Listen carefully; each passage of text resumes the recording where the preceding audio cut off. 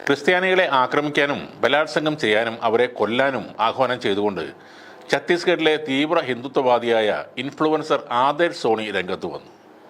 ഛത്തീസ്ഗഡിലെ ബിഷ്റാംപൂർ, ഗണേഷ്പൂർ, ഗനക്പൂർ എന്നീ ഗ്രാമങ്ങളിൽ മൊത്തമായി ക്രിസ്ത്യാനികളെ ആക്രമിക്കാനും ബലാത്സംഗം ചെയ്യാനും അവരെ കൊല്ലാനുമാണ് പ്രാദേശിക ഹിന്ദുത്വ നേതാവും സോഷ്യൽ മീഡിയയിൽ സ്വാധീനമുള്ളയാളുമായ ആദർശ് സോണി ആഹ്വാനം ചെയ്തത്. ക്രിസ്തുമത വിശ്വാസികൾ മതപരിവർത്തനം നടത്തി തങ്ങളുടെ കുട്ടികളെ ബ്രെയിൻ വാഷ് ചെയ്യുന്നു എന്നതാണ് ഇതിന് കാരണമായി ഇയാൾ പറയുന്നത്. തൻ്റെ സോഷ്യൽ മീഡിയ പ്ലാറ്റ്ഫോമിലൂടെയായിരുന്നു സോണിയുടെ ഈ ആഹ്വാനം വന്നത്. വ്യാപകമായി പ്രചരിച്ച ഒരു വീഡിയോയിൽ ക്രിസ്ത്യൻ പുരുഷന്മാരെ കൊലപ്പെടുത്താനും സ്ത്രീകളെയും കുട്ടികളെയും ബലാത്സംഗം ചെയ്യാനും അവരുടെ വസ്ത്രം ഉരിഞ്ഞെടുക്കാനും പരസ്യമായി അപമാനിക്കാനും സോണി ആഹ്വാനം ചെയ്യുന്നുണ്ട്.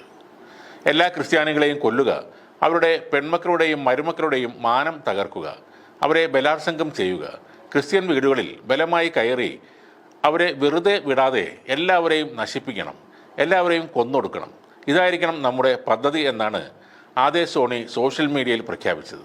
തനിക്ക് ഭരണകൂടത്തിൻ്റെ പിന്തുണയുണ്ടെന്ന് അവകാശപ്പെട്ടായിരുന്നു ഇയാളുടെ ഈ ആക്രമണത്തിനുള്ള ആഹ്വാനം.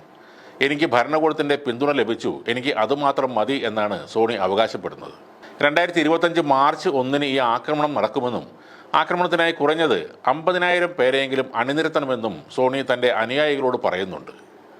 ക്രിസ്ത്യൻ കുടുംബങ്ങളെ ലക്ഷ്യം വെക്കണമെന്നും അവരുടെ വിശ്വാസത്തിൻ്റെ ഒരു അടയാളം പോലും, അതായത് ഒരൊറ്റ കുരിശ് പോലും ഈ മേഖലയിൽ ഉണ്ടാവരുതെന്നും അതെല്ലാം തുടച്ച് നീക്കണമെന്നും സോണി പ്രസ്താവിക്കുന്നുണ്ട്.